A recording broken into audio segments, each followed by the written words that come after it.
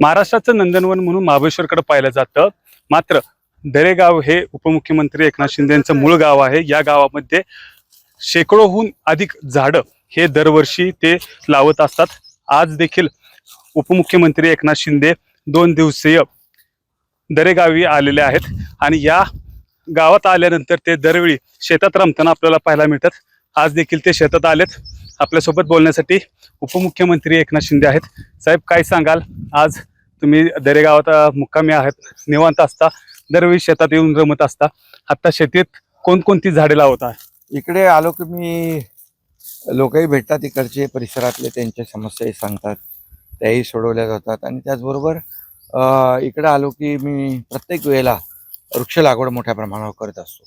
आज देखील शेकडो अवाकाडूचे झाडं लावलीत आणि अवाकाडूचा ग्रोथ पण इथे चांगला आहे. अवाकाडू आहे, सफरचंद आहे, स्ट्रॉबेरी आहे, ब्लूबेरी आहे, त्याचबरोबर आंबा, चिकू, काजू, कोकम, जांभूळ, अगदी अगरवूड देखील या ठिकाणी मोठी झाडं झालेली आहेत. चंदनाची झालेली आहेत, रक्तचंदनाची झाडं झालेली आहेत. त्यामुळे इथं भाजीपाला मोठ्या प्रमाणावर होतो आणि आम्ही प्राकृतिक शेतीला, नॅचरल शेती जी आहे, नैसर्गिक शेतीला जास्त वाव इथं दिलेला आहे, प्राधान्य दिलेलं आहे. इथं रासायनिक खतांचा वापर बिलकुल करत नाही. त्यामुळे जमिनीची पोत देखील चांगली राहते आणि झाडांचा ग्रोथही होतो. आणि ही झाडं जी आहेत, जमीन ह्या सर्व प्रकारच्या झाडांना पोषक, नारळाची झाडं मोठ्या प्रमाणावर आपण पाहिली, सगळ्या सुपारी, नारळ खाली बघितलं आपण, या भागामध्ये नदीच्या बाजूला मोठ्या प्रमाणावर लागवड झाले होते. लागवड नाही, झाडं मोठी होत आहेत. कारण ही जमीन जी आहे सर्व प्रकारच्या झाडांना, फळांच्या झाडांना, फुलांच्या झाडांना, औषधी वनस्पती जे आहेत त्यासाठी पोषक आहे. साहेब, या भागामध्ये कोणतं झाड लावलं नाहीये, असं कोणतंच झाड नाहीये, सर्व झाडं या ठिकाणी तुम्ही लावल्यात. प्रत्येक एक्सपेरिमेंट तुमचा सक्सेस झालाय. सगळे झाडं जी आहेत प्रत्येक, म्हणजे मी सुरुवातीला कॉफी लावली, कॉफी लागलेली आहे. इथे काजू लागला आहे. आंबा तर काहीच प्रॉब्लेम नाही, आंबा फणस तर लागतोच आहे. पण मी याच्यात कॉफी आणि ॲपल, सफरचंद ती लावून बघितली. सफरचंदांना फळंही आली. त्यामुळे मला वाटलं नव्हतं तर सफरचंद अशा प्रकारचा ग्रोथ होईल. अवाकडू मोठ्या प्रमाणात, अवाकडूला पण गेल्या वर्षी फळं आली. त्यामुळे अवाकडू असेल, ही सगळ्या प्रकारची फळं जी आहेत, फळझाडं या जमिनीमध्ये येत आहेत. जमीन सुपीक आहे, पोषक आहे. त्यामुळे शेतकऱ्यांनी गटशेती करावी आणि एकत्रितपणे समूह शेती केल्यामुळे शेतीचं क्लस्टर केलं आणि अशा प्रकारची झाडं आपण लावली तर मोठ्या प्रमाणावर त्यांना पैसे मिळतील.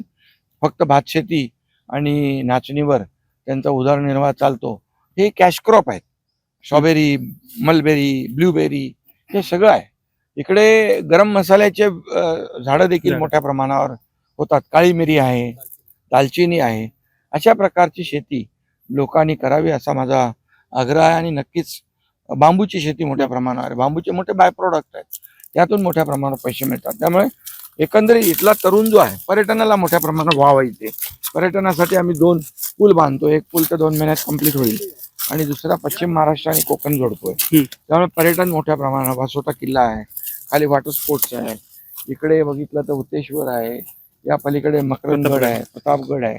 हे सगळं जे सर्किट आहे, हे पर्यटनाचं सर्किट झालं तर, आणि होमस्टे आहे, टेंट आहेत, लोक आता करायला लागलेले आहेत. त्यामुळे इथला तरुण रोजीरोटीसाठी, नोकरीसाठी दुसऱ्या शहरांमध्ये जाऊ नये, ही भूमिका आमची आहे. आजपासून अधिवेशनाला सुरुवात होते. दोन्हीही सभागृहामध्ये विरोधी पक्षच नेता राहिला नाहीये. कसं बघताय याकडे? विरोध करायला पक्षनेता संख्याबळावर होत असतो आणि ते आमच्या सरकारच्या हातात नसतं. ते अध्यक्ष आणि सभापती तो निर्णय घेत असतात. एकंदरीत जर बघायला गेलं तर मोठ्या प्रमाणावर आता या ठिकाणचं जे तुम्ही तुमचा ड्रीम प्रोजेक्ट म्हणून या महाबळेश्वरकडे पाहिलं जातं, यामध्ये आता युवकांसाठी काय नेमकं नवीन रोजगाराचं? नवीन हे सगळं रोजगाराचंच आहे. इथे युवकांनी शेती करावी आणि शेतीमधून जे काही अशा प्रकारचे जे कॅश क्रॉप आहेत, अशा प्रकारची लागवड केली एकत्र येऊन, मोठ्या प्रमाणावर त्यांना पैसे. रोपवेचा आमचा प्रस्तावित आहे. रोपवे म्हणजे पर्यटन वाढेल आणि युवकांनी देखील आपल्याच घरामध्ये होमस्टे केला तर ते मोठ्या प्रमाणावर पैसे. इथलं फूड चांगलं आहे, इथं लोकांना फार म्हणजे दाटीवाटीचे आता जे सगळीकडे गर्दी झाली आहे महाबळेश्वरमध्ये, बियॉन्ड महाबळेश्वर लोकांना जायचं असतं आणि त्यामुळे इथल्या लोकांना पर्यटनाच्या माध्यमातून, शेतीच्या माध्यमातून काही प्रोसेसिंग युनिट देखील या ठिकाणी सुरू होतील, जेणेकरून लोकांना त्याचा फायदा होईल.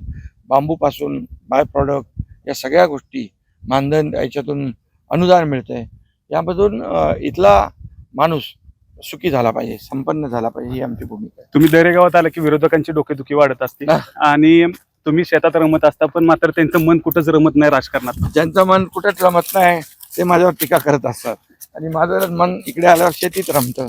त्यामुळे मी एक शेतकरी आहे आणि शेतकरी म्हणून मला अभिमान आहे, शेतकऱ्याचा मुलगा म्हणून मला अभिमान आहे आणि म्हणून मी इकडे आलो की माझे आपोआप पाय शेतीकडे वळतात आणि दर वेळेला आलो की वृक्ष लागवड मोठ्या प्रमाणात करतो, कारण ही गरज आहे, काळाची गरज. आज क्लायमेट चेंज, हे ग्लोबल वॉर्मिंग, हे जे काही सुरू आहे, अतिवृष्टी, अवकाळी, हे सगळं जे आहे याला कुठेतरी आळा घालण्यासाठी, मोठ्या प्रमाणावर पर्यावरणाचा समतोल राखण्यासाठी वृक्ष लागवड सगळ्यांनीच केली पाहिजे. मोठ्या प्रमाणावर शेकडो, हजारो, लाखो च्या संख्येने हे केलं पाहिजे, तर खऱ्या अर्थाने याचा कुठेतरी बचाव होईल. काही वर्षांपूर्वी या ठिकाणी सर्व डोंगर हे उघडे होते, मोडके दिसत होते. आता सर्वकडे जर बघितलं गेलं तर सर्वकडे आता जंगल परिस्थिती झाले. सगळी झाडं सगळी आपण पाहतो, हे सगळं मोकळं होतं.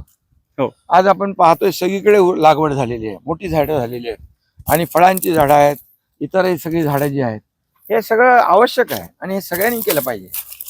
एकंदरीत जर बघायला गेलं तर उपमुख्यमंत्री एकनाथ शिंदे हे दरेगावी आल्यानंतर मोठ्या प्रमाणावर शेतात रमत असतात, हजारोंच्या संख्येमध्ये झाडं दरवेळी लावत असतात. त्यामुळं या डोंगरावर काही काळी काहीच नव्हतं, मात्र आता या ठिकाणी नंदनवन फुलल्याचं देखील आपल्याला चित्र एकंदरीत पाहायला मिळतंय. त्यामुळं या ठिकाणी हे एकाची जबाबदारी नसून हे सर्वांची जबाबदारी असल्याचं देखील उपमुख्यमंत्री एकनाथ शिंदे यांनी सांगितलंय. कॅमेरामन ओमकारसह वैभव बोडके, एबीपी माझा, सातारा. एबीपी माझा, उघडा डोळे बघा नीट.